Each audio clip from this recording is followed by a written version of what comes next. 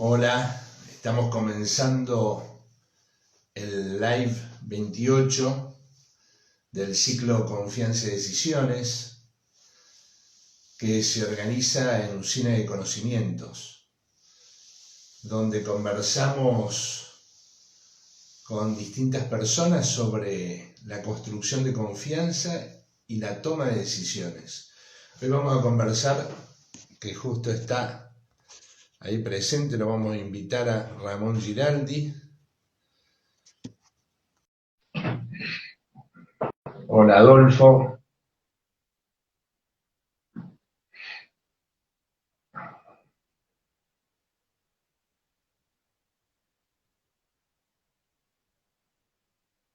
A ver,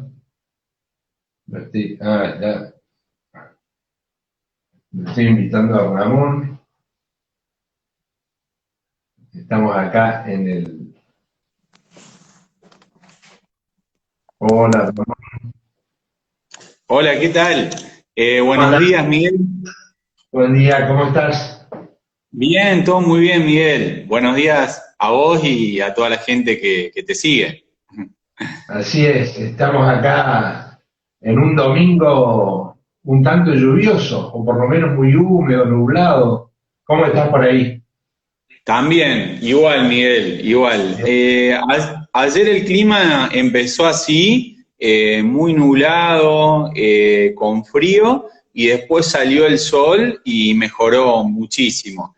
Así que ojalá que hoy tengamos también un lindo domingo, ¿no? Así es. Y además se viene el Día del Amigo también, ¿no? Mañana, un Día del Amigo bastante especial. Ahí escuchaba que, claro, no hay reuniones, no se pueden hacer reuniones, ¿sí? Hay que tener cuidado en las salidas a los bares. Bueno, es como que hay distintas situaciones en el país, ¿no? Vos como Sí. sos legislador provincial y tenés una tarea pública muy intensa, ¿sí? Te voy Ujú. siguiendo, vamos conversando además, y Sí. veo que no parás y tenés un buen enfoque de la política, de la sociedad. Y en tal sentido, pensaba cómo ves la situación de pandemia, más que la pandemia en sí, todo lo que está pasando en la sociedad, producto como resultado de eso, ¿no? ¿Cuáles te parece son las características principales de esto? Sí, Miguel, yo primero te quería decir que estoy muy contento en compartir esta hora con vos, porque bueno, fue de casualidad que buscaba un curso de oratoria, porque como vos sabés, a mí me interesa mucho la oratoria, que es esto del arte de hablar con elocuencia, y te encontré a vos y todas las clases me gustaron mucho. Compartimos lindos momentos, hicimos un buen grupo de estudio y todas las clases tuyas me parecieron muy importantes. Y tal es así que armamos un vínculo que lo seguimos hasta el día de hoy y ojalá que lo sigamos mucho tiempo más, porque admiro lo que vos haces, también admiro el enfoque que vos tenés de la realidad, las anécdotas que nos contabas en las clases. Así que bueno, estoy muy contento de compartir este espacio con vos. El tema de cómo veo hoy la situación, la verdad es que estamos atravesando por una situación compleja. Nosotros lo que tenemos que pensar, siempre hay que tratar de dar mensajes positivos o mensajes de optimismo. Esto va a pasar y vamos a retomar nuestras vidas muy similar a lo que era antes del 18 de marzo o antes que nos agobie esta pandemia horrible que tenemos. Eh, la mayoría de la gente, para no decir todos, no la está pasando bien. Tenés el caso de la gente que tiene problemas económicos, que ahí fundamentalmente están los comerciantes, porque ven, por un lado, tuvieron sus comercios mucho tiempo cerrados. Y ahora que empezaron a abrir, las ventas no son grandes. Y, por ejemplo, los bares, los restaurantes, tienen el tema de que la gente tiene miedo de ir. Y con respecto a lo que vos decís, Miguel, que es muy importante, el tema del Día del Amigo, que se celebra mañana, nosotros recibimos una información del gobierno de la provincia que difundamos que pasemos el Día del Amigo para más adelante, para otras fechas, evitar que la gente se junte. Es decir, no vamos a dejar de ser amigos porque nos juntemos a pasar un lindo momento. Eso seguramente afianza las relaciones de amistad. Pero en el momento que estamos de esta pandemia, donde va a haber, es probable, muchos contagios, y eso pasó en las ciudades como Marcos Juárez, que les cuesta encontrar el caso cero. Si nosotros nos juntamos, corremos el riesgo de que alguno tenga COVID y contagie al resto.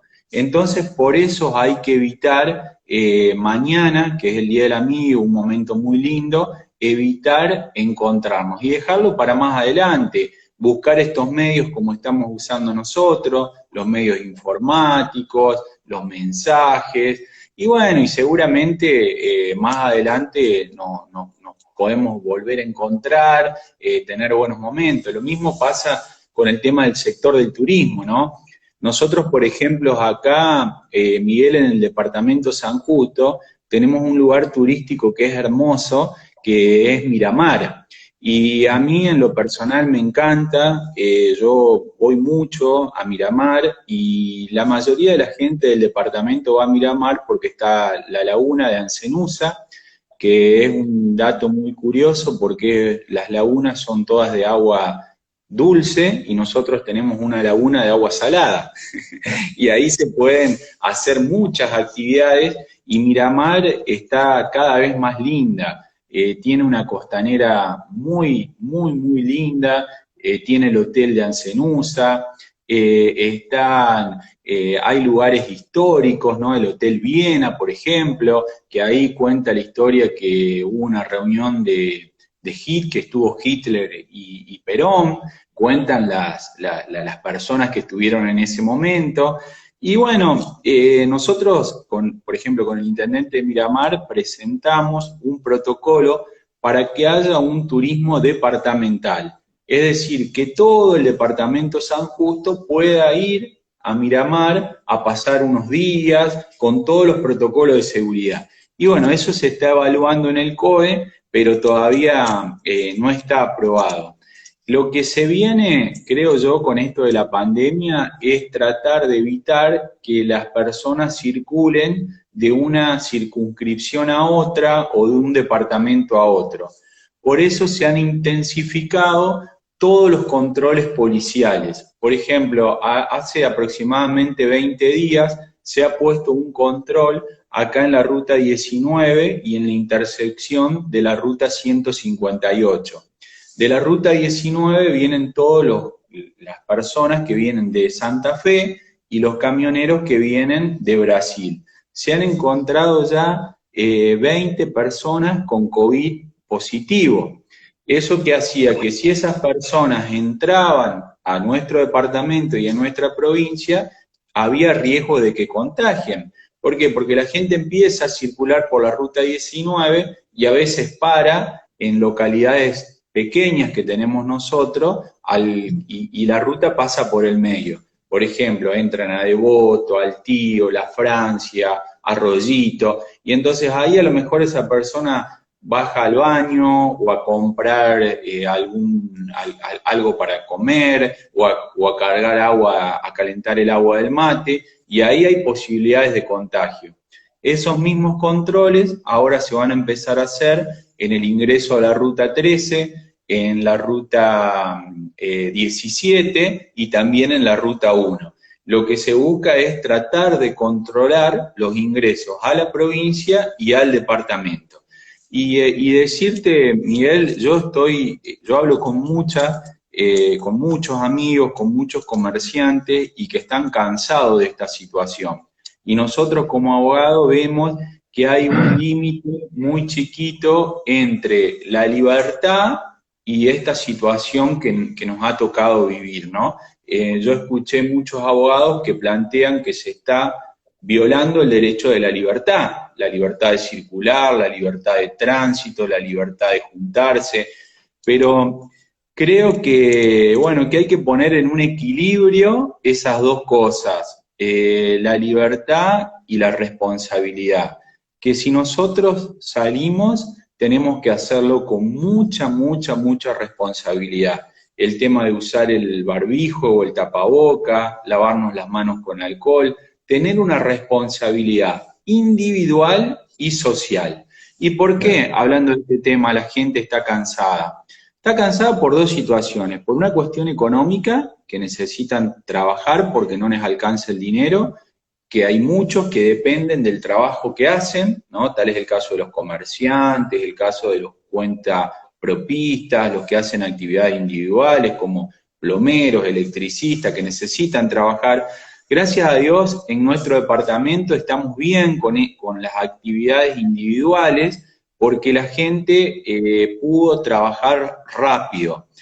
Entonces, y hay otras, por un lado es el agotamiento en cuanto a cuestiones económicas, y por otro lado social, que la gente necesita juntarse, relacionarse, hablar, porque es como decía Aristóteles, el ser humano es un animal social y necesita sociabilizarse. Nosotros estamos bien cuando pasamos un buen momento con amigos, con familiares, eso nos hace bien que estar aislado y estar solo. Pero bueno, tenemos que ser fuertes. Yo tengo mucha fe que quede poco tiempo de esta situación fea en la que estamos pasando. En la provincia de Córdoba el pico se va a dar ahora, es cuando más hay que cuidarse.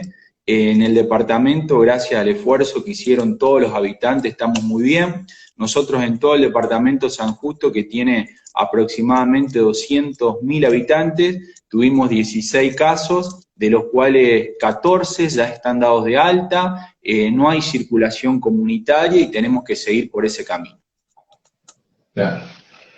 Mirá vos, la verdad es que son desafíos inimaginados, ¿no? Uno nunca hubiera pensado, no el año pasado, en enero, en febrero no imaginábamos esto. Jamás. Realmente jamás. Además una pandemia, es decir, es difícil de percibir. Y claramente esto ha generado, entre otras cuestiones, algo que viene siendo como una tendencia, que es esta idea de construir confianza. Podemos decir que independientemente de la pandemia, la confianza es clave en la construcción de la sociedad actual y a futuro. A veces porque prima la desconfianza o reina la desconfianza, otras veces porque es lo que permite justamente que fluya lo mejor del ser humano, ¿no? Y en este sentido, ¿cómo ves la confianza vinculada a la política, a las políticas públicas? Vos que estás ahí en el escenario de la toma de decisiones. Mirá, Miguel, yo creo que la confianza es todo. Primero podemos hablar de una confianza personal, que es la confianza que tiene uno para tomar una decisión. Es decir, voy a tomar esta decisión y estoy convencido que estoy preparado y que me va a ir bien. Eso es muy importante. Cuando uno toma una decisión, tener la convicción que uno va a hacer bien las cosas. Eso le pasa, por ejemplo, a un futbolista cuando tiene que jugar un partido de fútbol, le pasa a un comerciante cuando tiene que ir a hacer un negocio. A mí en lo profesional como abogado, cuando me toca ir a defender a alguna persona en algún juicio, es muy importante la confianza personal que nos lleve a tomar una decisión. Eso es fundamental. Yo lo quiero decir, el tema por ejemplo, cuando uno elige una decisión muy importante que tiene que estar cargada de confianza, es cuando uno elige una carrera universitaria, que te va a marcar el resto de la vida en la actividad que vos vas a hacer. Entonces, es bueno, es decir, evaluarlo, pensarlo, y cuando está la decisión tomada, llenarse de confianza y seguro que le va a ir bien, ¿no? También es muy importante una decisión de la persona que uno elige para continuar la vida, ¿no? Porque uno elige una persona y con esa persona va a tener que continuar el resto de la vida muchas horas de su tiempo. Y bueno, y en esto de la política, el tema de generar confianza es muy importante, pero también te tengo que reconocer que a veces no es fácil por distintas circunstancias que le trascienden a uno, ¿no? Vos a veces podés tener todas las ganas y decir, bueno, yo mi palabra la voy a cumplir para que esa palabra sea confiable, pero surgen un montón de circunstancias alrededor de la toma de esa decisión que a veces no la podés cumplir, por eso hay que ser muy cauto en las cosas que uno toma. Y con esto de la pandemia que estamos atravesando, Miguel, por el momento actual en la que estamos viviendo, hay que tener mucha cautela. Yo me imaginaba hacer una gestión totalmente distinta a la que estoy haciendo. Soy absolutamente sincero con eso. ¿Qué hice yo cuando me tocó ser candidato? Hablar con todos los intendentes del departamento San Justo, con todos mis amigos, y preguntarle qué es lo que esperaban de un legislador. Y bueno, y ellos básicamente me decían que los acompañe en las cosas que están haciendo, es decir, un legislador tiene que acompañar, tiene que dar un acompañamiento, tiene que estar presente, ¿en qué? En los actos que hacen, en las fiestas del pueblo. Por ejemplo, ayer fue la fiesta de Colonia Marina, una localidad hermosa que está acá cerquita de San Francisco, que la santa es Santa Marina. Yo participé muchas veces de esa fiesta porque era abogado de esa localidad. Y bueno, y ayer no pudimos ir, ¿no? Por este tema de la pandemia. A mí me habría gustado tener una gestión mucho más activa y poder recorrer todas las localidades. También me habría gustado gestionar mucho más y ahora hay cosas que no se pueden gestionar. Por ejemplo, que yo me quedé muy enganchado y con muchas ganas de llevar adelante un programa que se llama Caminos Rurales Pavimentados. Nosotros tenemos una localidad que se llama Colonia Valterina y hace años que los habitantes de Colonia Valterina, que tiene aproximadamente 200 habitantes, más la colonia puede llegar a 500, está en el medio de la zona rural y está a 15 kilómetros de la Ruta 1. Y es una zona donde se extrae mucha leche, hay muchos tambos ahí.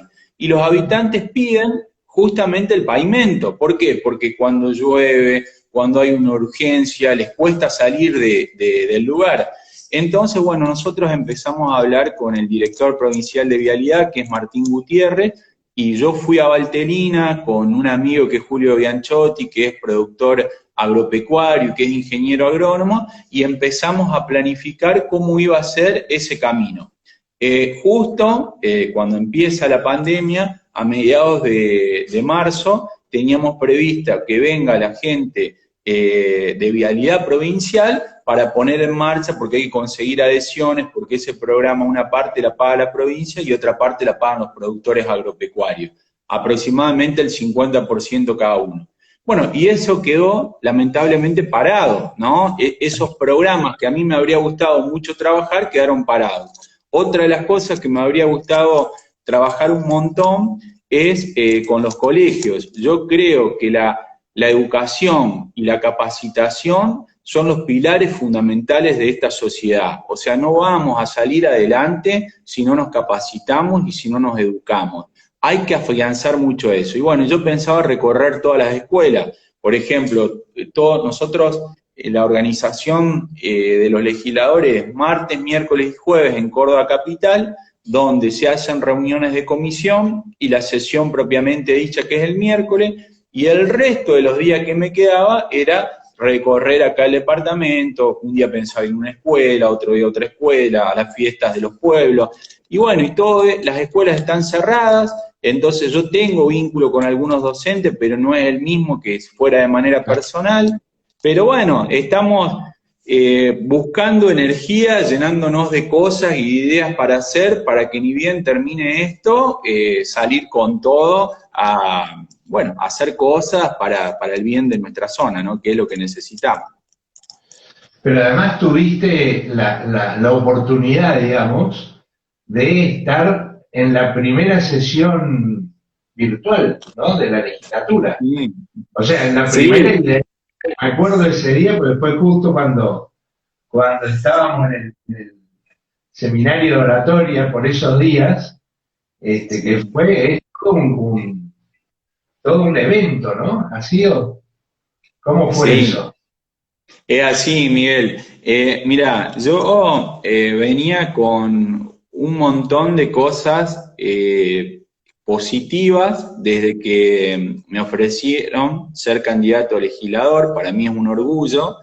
Entonces, la campaña la pasé muy, muy bien, siempre con una buena relación con la oposición, con una muy buena acogida de la gente que nos sigue, digamos, de mi partido, amigos, conocidos, siempre dándome aliento. Lo pasé re bien esos meses de campaña.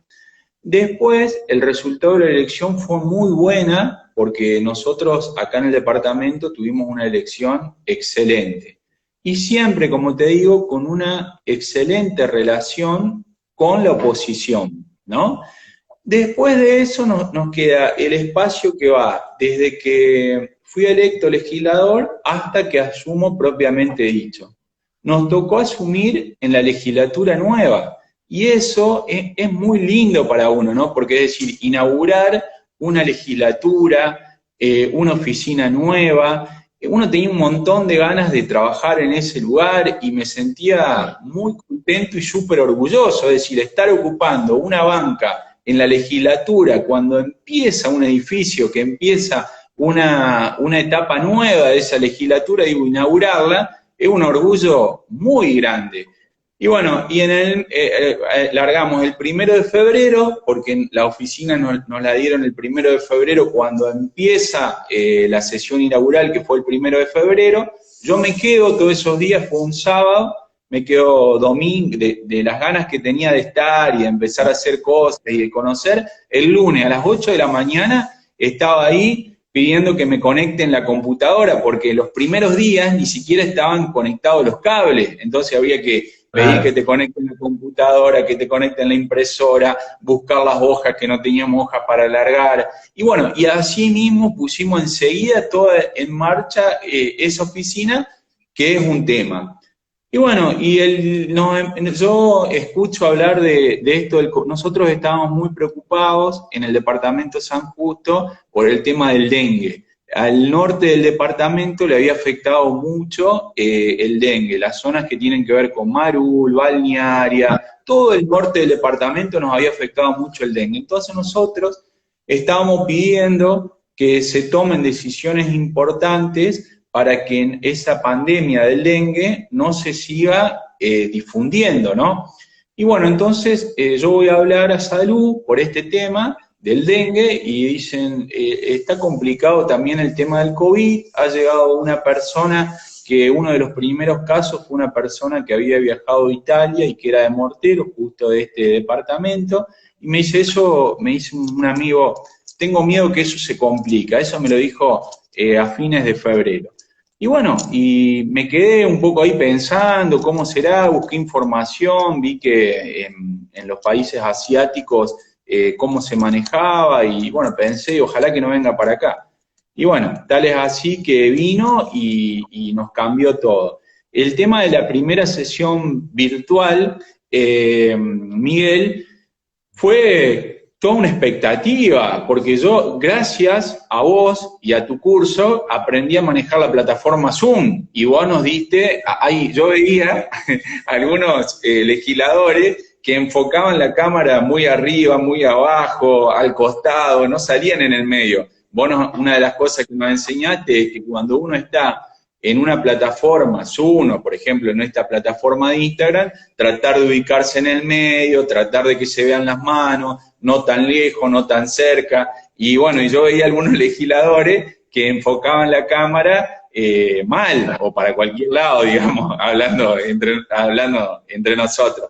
Entonces yo, bueno, esa previa de cómo se manejaba la plataforma Zoom, había podido entrar, había podido interactuar con vos, a ver cómo era, con los compañeros de curso, y bueno, entonces me fue un poco más fácil, pero era totalmente nuevo. Yo no estoy muy, no soy, hay personas que están más actualizados con la tecnología. Yo soy no soy muy moderno en cuanto a todas estas cuestiones. Manejo la computadora. Más andador, ¿no? Por lo que siempre y además por la información y cómo conoces tu departamento. Eso impacta, ¿no? Porque de todo tenés historias, datos y además comunicación con la gente del departamento. Eso es muy bueno para la tarea legislativa, que no es solo legislar, sino que también es representar el ideario, las creencias, las costumbres de un lugar, ¿no? En este caso de San Justo. Sí. Yo la verdad, Oscar, que estoy muy contento, Miguel, perdón, estoy muy contento de haber nacido en este departamento y a los 42 años poder representar al departamento de San Justo, que es el lugar donde nací y donde lo volvería a elegir muchas veces. Y la verdad que a veces cuando uno recorre el departamento te llena de orgullo, ¿no? Hay tantas historias hermosas en nuestro departamento, hay, digamos, historias de vida, historias de personas que hicieron muchísimas cosas bien, entonces eso te llena de orgullo. Y lugares hermosos, como yo te decía, el tema de Miramar, pero también nosotros tenemos muchas capillas rurales. Yo estoy trabajando ahora en un proyecto con una capilla de San Agustín que está a 7 kilómetros del Arañado, cerca de Las Varillas, viniendo por la ruta 13, y bueno, esa capilla cuenta la historia que durmió, que a vos te va a interesar, Fray Mamerto Esquiú. Cuando pasaba para ir a Buenos Aires, duerme ahí el obispo, inclusive cuenta la historia que se queda unos días. Esa no es una capilla de la época colonial, pero sí es una capilla antigua que yo quiero llevar a la legislatura un proyecto para declararla patrimonio cultural a esa capilla, ¿no? Y a través de eso organizar algo de turismo rural. Si, por ejemplo, vos vas a las sierras, no solo vas al río, ¿no? Uno, por ejemplo, va a Carlos Paz.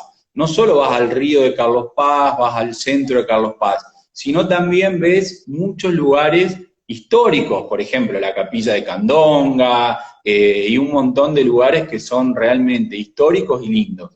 En nuestro departamento también tenemos eso.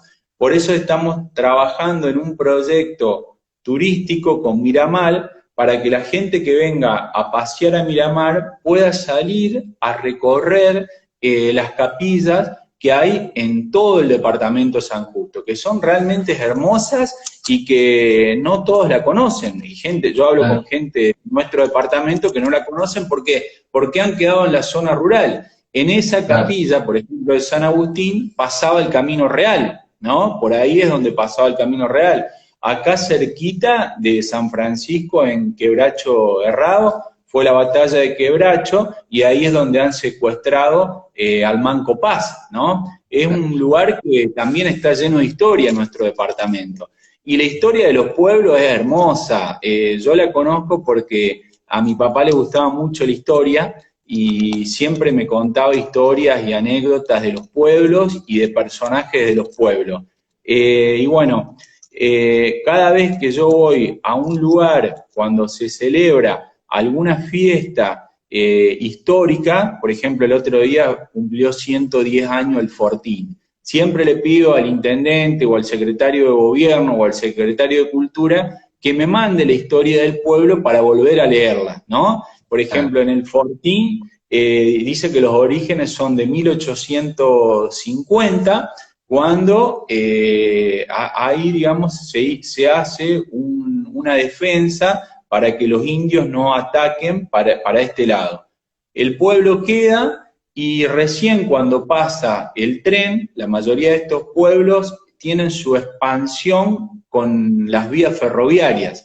Cuando pasa el tren en 1810, ahí empieza a crecer el pueblo. Ya había algo muy pequeño, pero recién con el paso de las vías empieza a pasar. Y las vías en ese momento era lo que traían progreso, ¿no? Dice, ¿por qué se llama el fortín? Y bueno, algunos hablan de que se llama el fortín porque era un fortín de protección en sus orígenes, y otra porque era la estación número 13 del ferrocarril.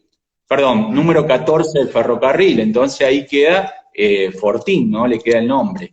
Y bueno, las historias de los pueblos de estos lugares son muy lindas. Y ni hablar de los personajes. Nosotros tenemos personajes que han quedado en la historia por las cosas que hicieron, por las anécdotas, de todo tipo, ¿no? Claro. Y además todo muy ligado al campo, ¿no? Cosa Sí. que por ahí pensaba con esto que decís, que a veces hay más dificultades, pienso, en, digamos, construir una alternativa turística, porque en realidad el turismo más masivo por ahí busca lagos, ríos, el mar, ¿sí? O la montaña. Entonces, pero a su vez es muy interesante. Es decir, pensar en los campos, en las estancias, en ver, por Sí. ejemplo, los campos, ¿no?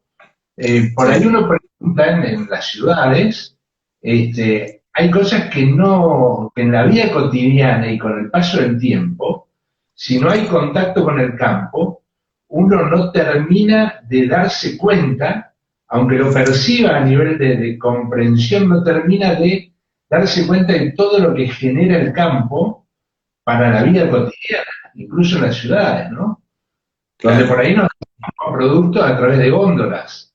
Entonces uno no termina de pensar en esos procesos, son tan interesantes.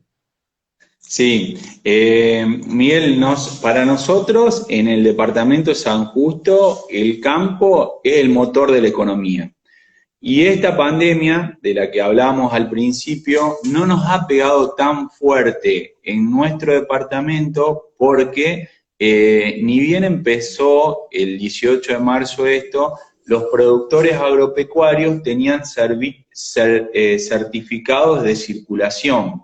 Entonces ellos pudieron, todos los productores agropecuarios pudieron seguir trabajando y seguir haciendo sus actividades. Yo lo veo totalmente razonable. ¿Por qué? Porque la persona de campo, es muy lindo ver lo que hace, te cuento, Miguel. La mayoría tenían, y algunos tienen, la camioneta Ford F100 con un parking arriba, como le dicen, gasolero.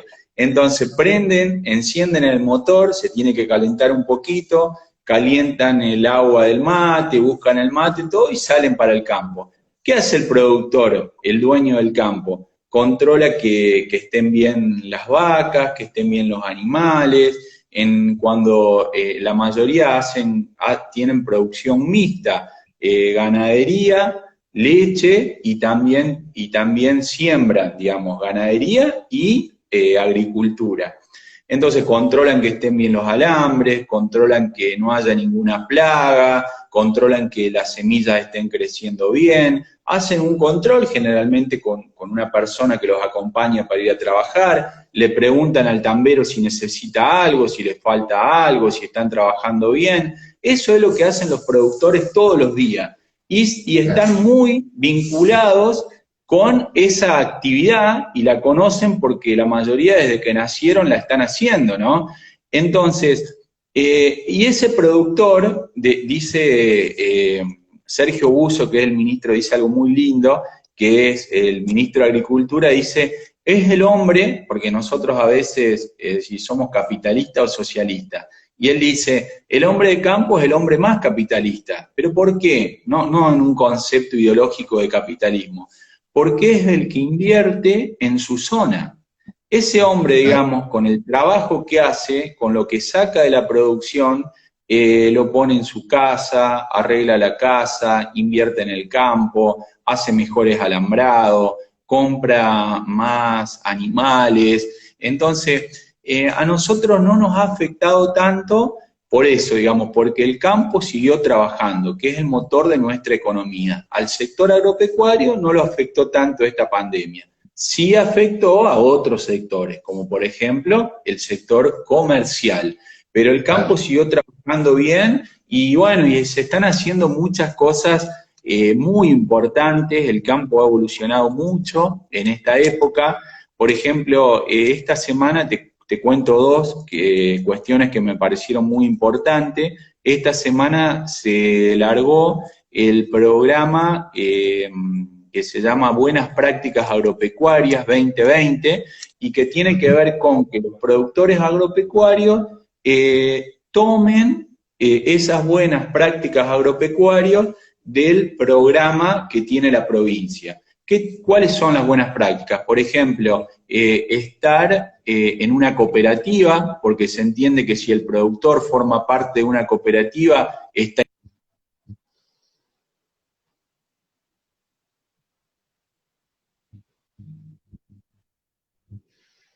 Ahí se te cortó un poquito.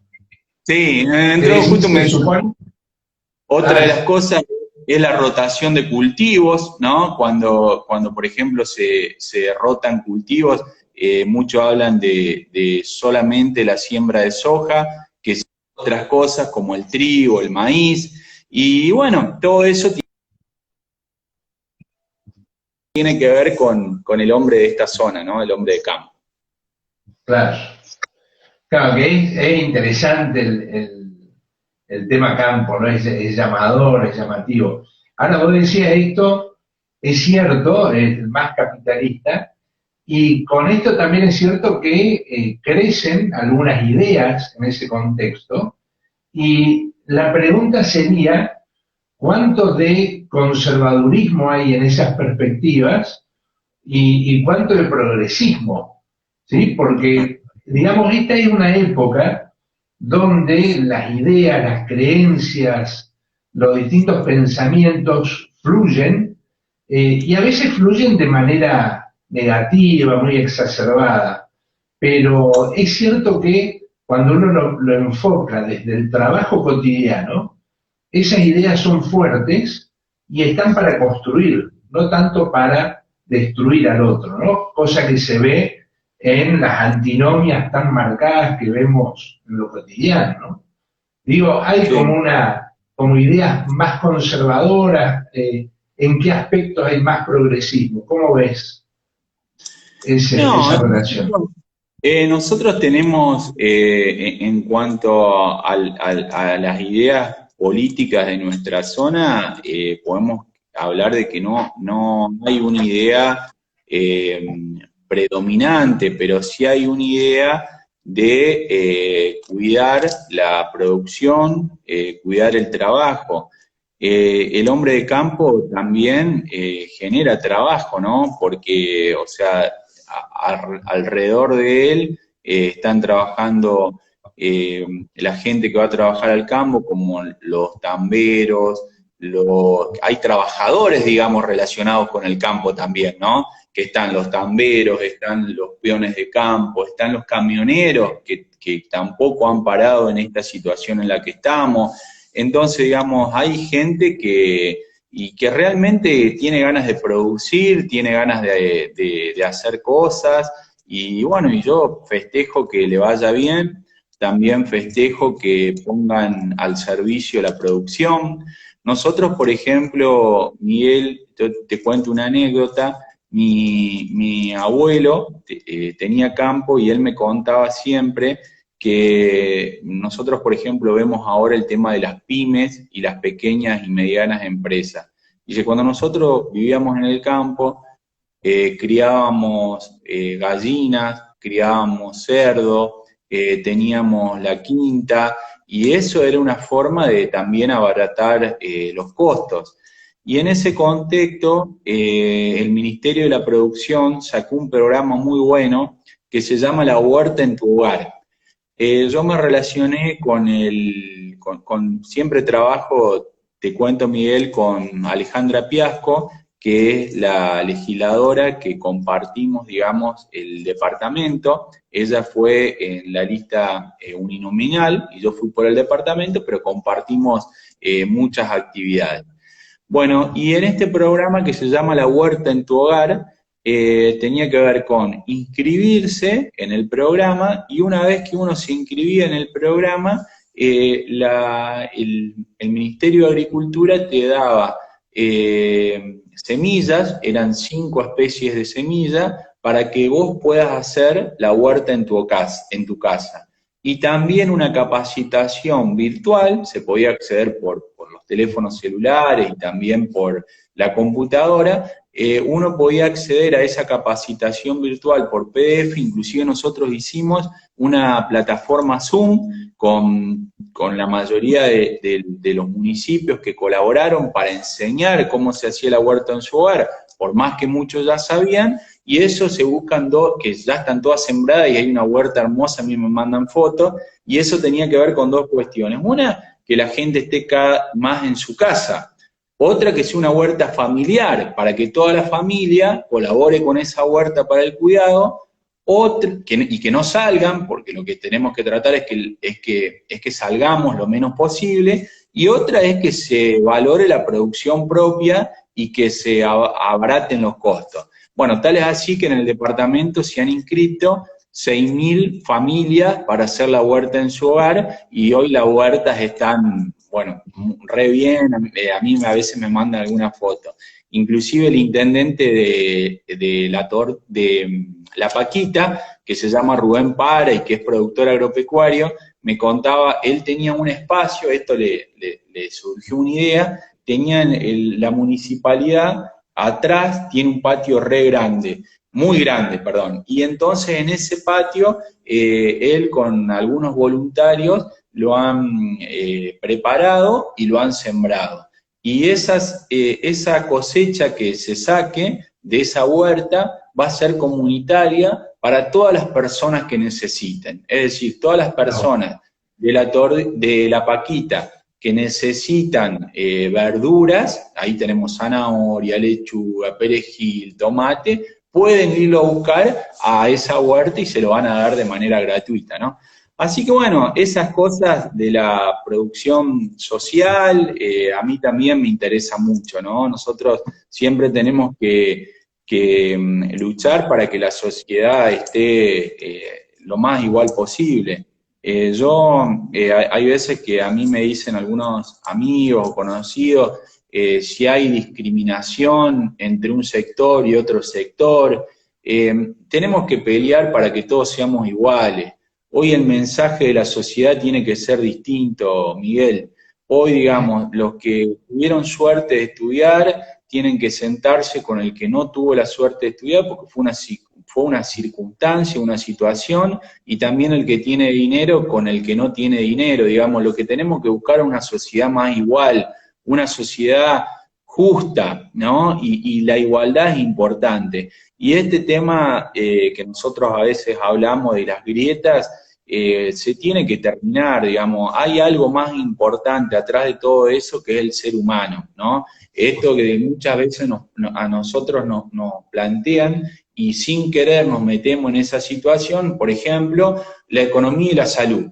No hay que elegir entre la economía y la salud. Está el ser humano, que es más importante. Estamos nosotros como ser humanos que tenemos que vivir bien porque es lo que nos merecemos. Y el Estado tiene que dar las herramientas necesarias para que todas las personas puedan vivir. El rol nuestro de legislador es colaborar para que esos elementos lleguen a las personas. Por ejemplo, el jueves tuvimos una reunión con el ministro Eduardo Acastelo, ministro de la Producción, y bueno, y él nos pasó una lista que nosotros la compartimos con todos los intendentes de las pymes que podían acceder al crédito.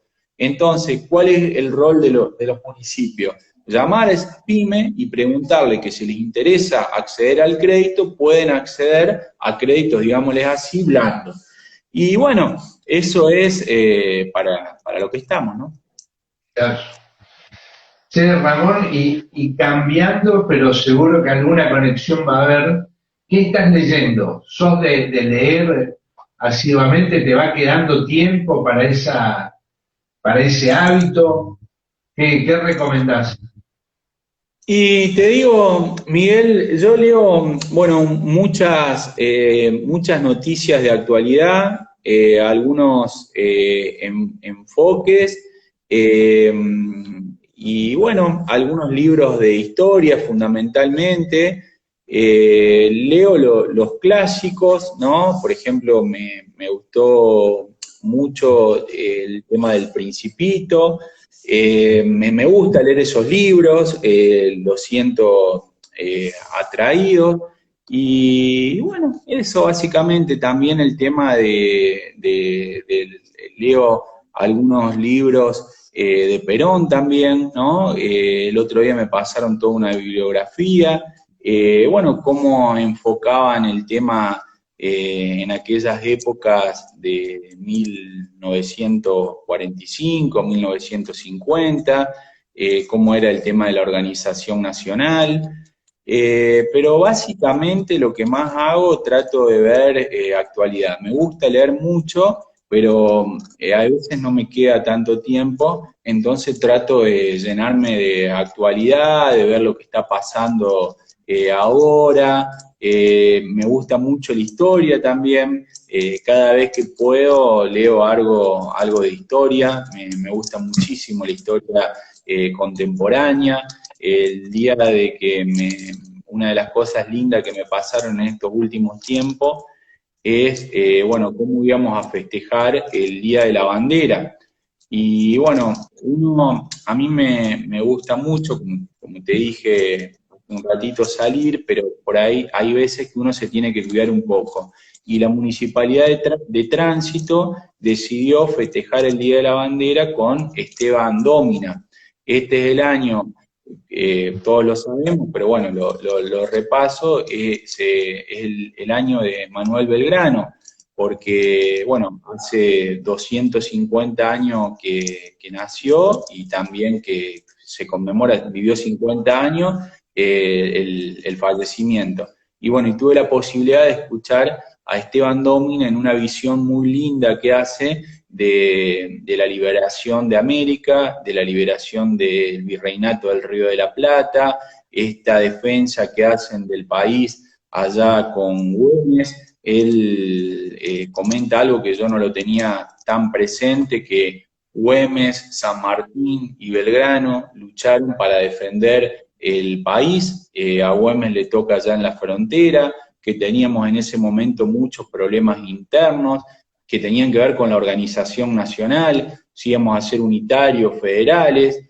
Y bueno, y eso me gustó mucho, la visión que lo hacen, y después leí algo más de la vida de Belgrano. Me gusta mucho leer la vida de los próceres, me Y interesa además todo eso. hay una coincidencia, ¿no? Porque vos decís esto de la educación como motor de cambio, de transformación, y es eso lo que veían Belgrano, San Martín, Mariano Moreno, ¿no? Cada uno con su enfoque en algún momento muy duro en la idea de construir una nación. Qué tarea difícil, ¿no?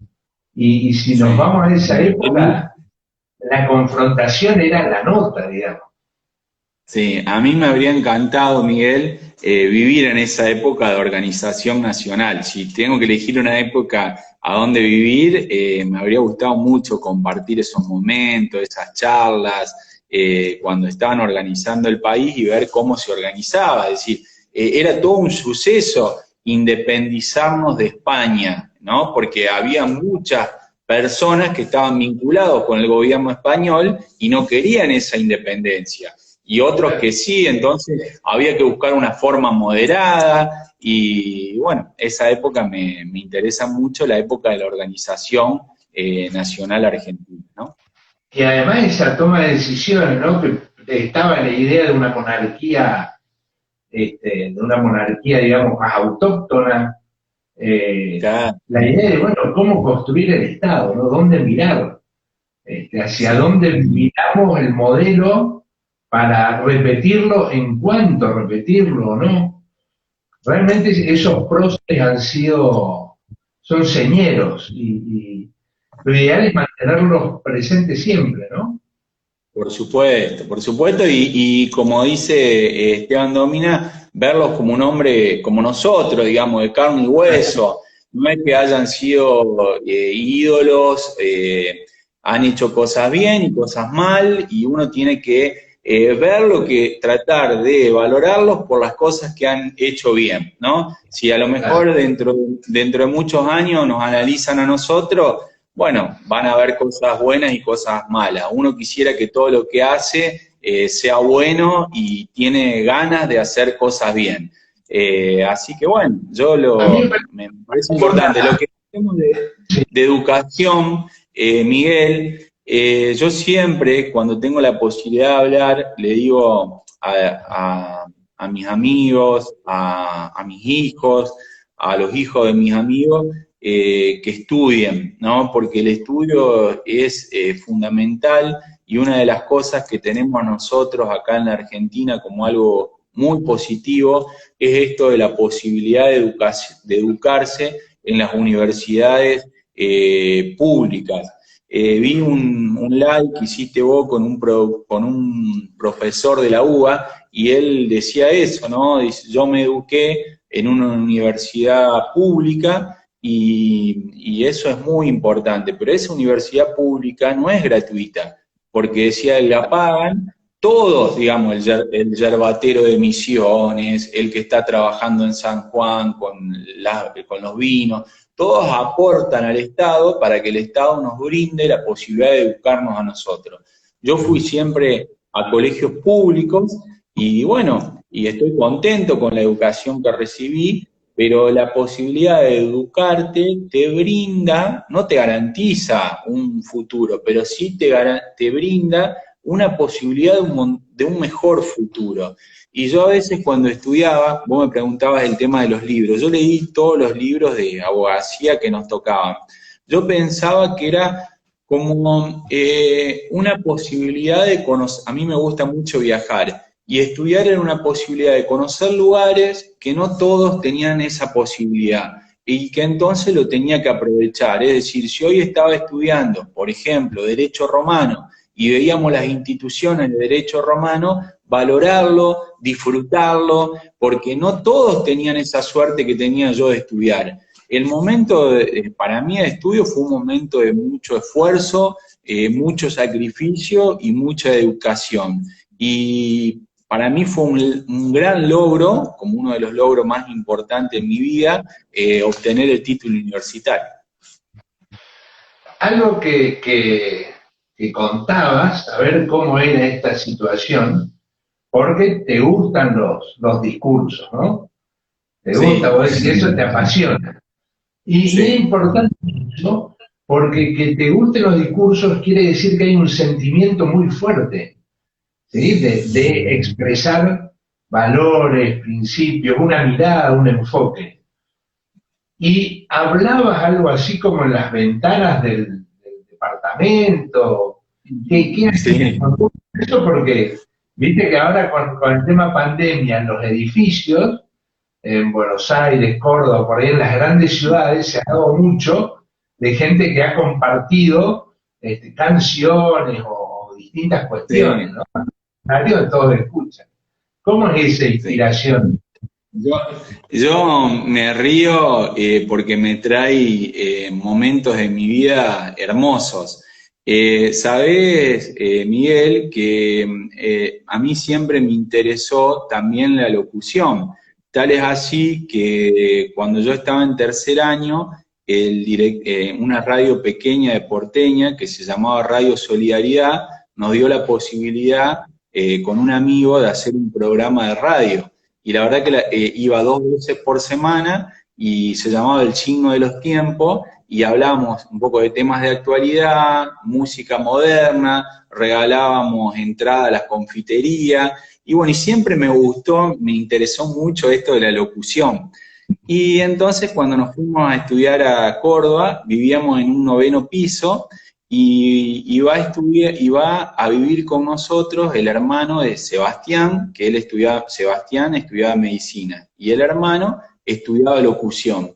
Entonces él me presentaba a mí, decía, va a hablar para todo el pueblo argentino nuestro candidato a presidente de la nación. Y entraba yo y empezaba a hablar, y todas las noches tocaba un tema distinto. Y resulta que en la época de verano, eso era en febrero, cuando nos íbamos a preparar para rendir a fines de febrero, muchos estudiantes se juntaban en un kiosco que había abajo. Entonces esperaban que nosotros lo hacíamos más o menos a las 10:30 de la noche para reírse de lo que decían. Y el dueño del kiosco era el Flaco, que era un aparato total, era muy, muy agradable, le gustaba mucho la diversión. Y dice que una noche, Claudio hizo la presentación, yo empiezo a hablar y había una señora del quinto piso que hace así para ver a ver quién era el que hablaba.